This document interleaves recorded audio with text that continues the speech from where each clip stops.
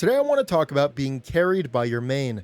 Now this isn't going to be a video complaining about Ramlethal or anything. It's more of an introspective piece here. So since Gold Lewis came out, I've been maining him exclusively. I've been playing him for almost 1,000 hours now. And before that I played Nago for a month, so you'll see the point that I'm getting at in a second. But I play the game in one way.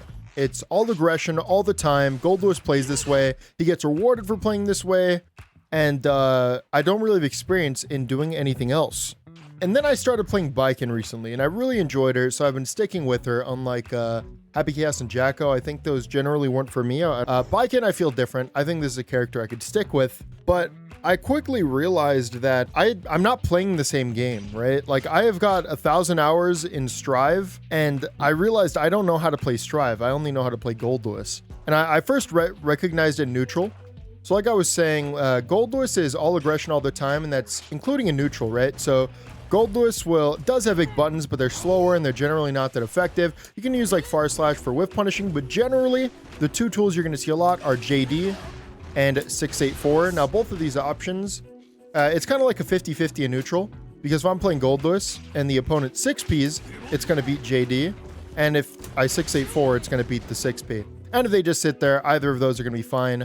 But when I started playing Baiken, I don't really have that kind of neutral 50-50. I'm kind of forced to play, a quote-unquote like fundamental game, even though she does have really degenerate options like JD. This is something that I was abusing a lot, but people are getting better at playing around it.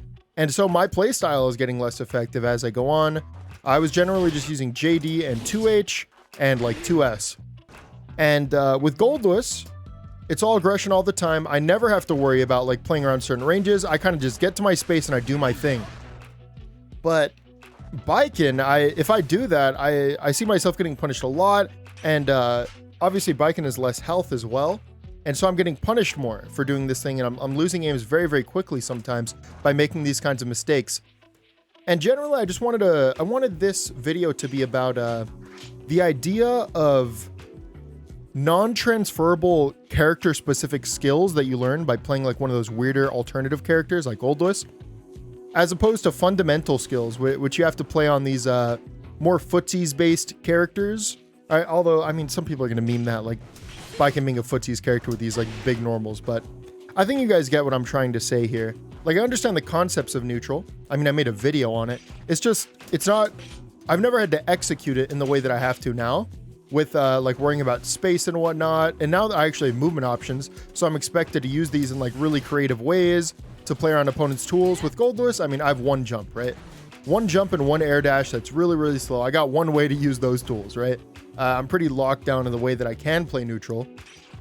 But with other characters, I'm expected to do more. And I'm expected to do more counterplay neutral that I'm just not really familiar with doing. So not only has this been impeding me in neutral, but I realized that I don't actually understand how to play around a lot of certain characters' tools, even ones that I'm sure you guys are very familiar with and deal with all the time. The first time I realized it was against Potemkin Mega Fist. Now, Mega Fist, I had never honestly knew how strong it was, because even when I played Nago, I mean, I had 2H, and so I could play around it that way. But with Gold Lewis, I mean, it's just like, I counter it with just my kit. I mean, I can go into any behemoth after Far Slash and beat back Mega Fist in the corner, which I had no idea I had that kind of privilege playing around one of the best defensive options in the game. I probably have to be a little closer, but I would convert any of these hits into massive, massive damage, right?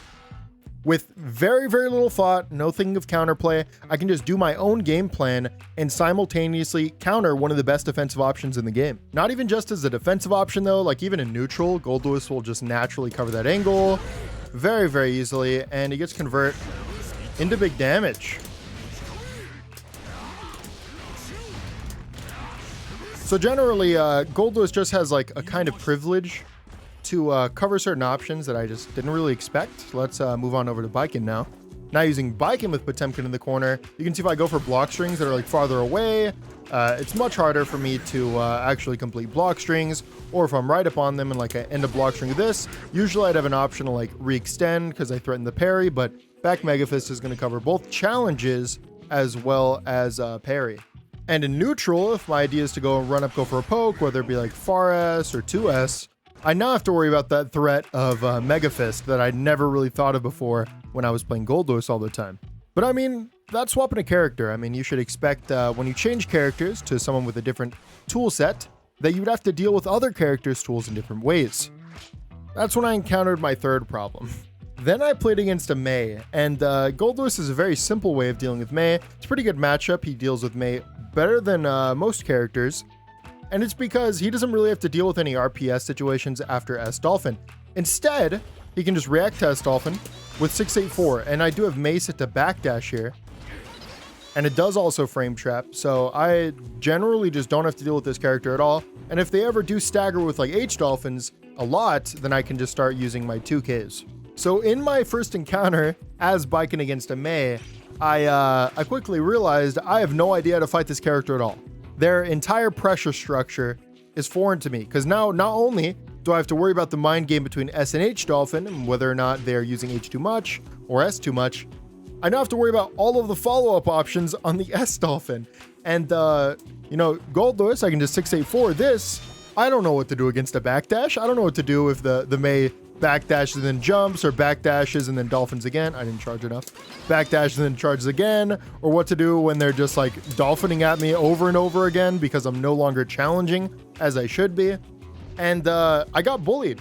So what's my point in making this video? I just wanted to show you all that fighting games are a constant struggle. There's a ton to learn, and even if you think you're in a really good place, there's always more to learn. And second, I wanted to point out the difference between like these fundamental skills and these non-transferable character-specific skills that you'll learn by playing these outlier characters.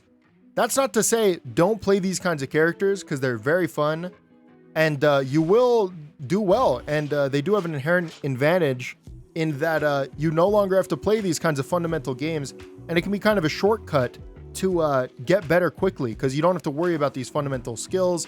Like, okay, well, I'm playing Gold Lewis. I no longer have to worry about footsies. I no longer have to worry about really thinking about my offense structure beyond which behemoth I want to go for. Although I think I've transcended beyond that point. But you can take a lot of shortcuts by picking these characters, but at the same time, you have to realize that you are foregoing your learning experience for these fundamental skills. And eventually, when a new fighting game comes out and you're forced to play a character that's completely different than yours, you're going to be starting from square one. So that's all I wanted to say. I didn't mean for this to be depressing. I just thought it was interesting. And no, I'm not discouraged in playing Strive or anything like that. I'm actually really encouraged to continue playing the game and learning it again, really. I mean, it feels like a brand new game for me, the way that I'm playing it now. So yeah, everybody have a wonderful day. I'll see you next time. Bye-bye.